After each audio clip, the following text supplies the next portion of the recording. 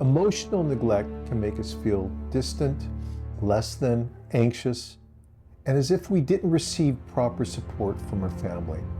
If you struggle to connect with your parents or other family members while growing up, and now struggle to connect with others, well, this is a hallmark sign of developmental trauma. Hello, I'm Dr. Michael Hofrath. Today, I'd like to talk about family of origin emotional neglect. Developmental emotional neglect often feels like no one in your family loved you or thought you were important or special. It can also feel like your family did not look out for you, or you felt othered, like being the black sheep of the family.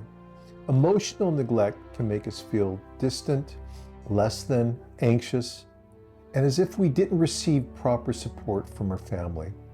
Emotional neglect is considered emotional abuse, but at the same time, it's challenging for many to admit to their innermost self.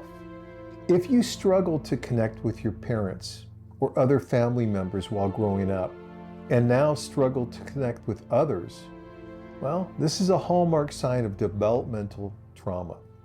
Family of origin or developmental emotional neglect can be difficult to determine for many reasons. Psyche tends to block out memories through repression, which is a subconscious defense mechanism that pushes out painful or traumatic experiences from conscious awareness to prevent further emotional distress. Disassociation is another way our psyche protects us. However, disassociation tends to be a little bit more severe form of mental detachment from reality during trauma-related events, which often leads to memory gaps. While suppression is a conscious act of ignoring thoughts, repression is entirely unconscious.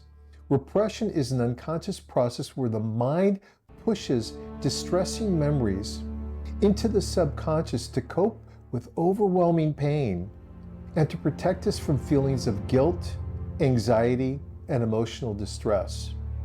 The brain blocks out the memory from being accessed consciously.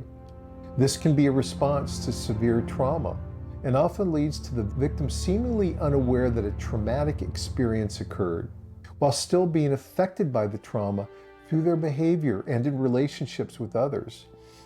Repressed thoughts often surface later in life. We tend to call them triggers, but they're unresolved emotional wounds housed deep within the unconscious psyche, in the underworld of the shadow. The shadow plays out in numerous ways: depression, anxiety, phobias, autoimmune diseases, borderline personality, and even Freudian slips, to name a few.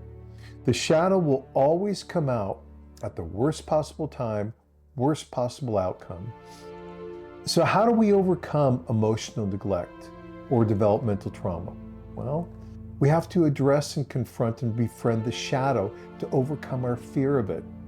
Addressing the shadow can evoke uncomfortable feelings, but working through our shadow issues is much easier than living a lifetime filled with fear, distrust of others, feeling like we're not good enough or unworthy of love.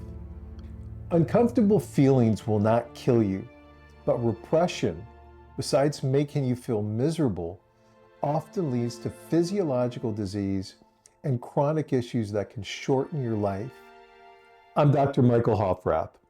Thank you for tuning in to me today, and have a great day.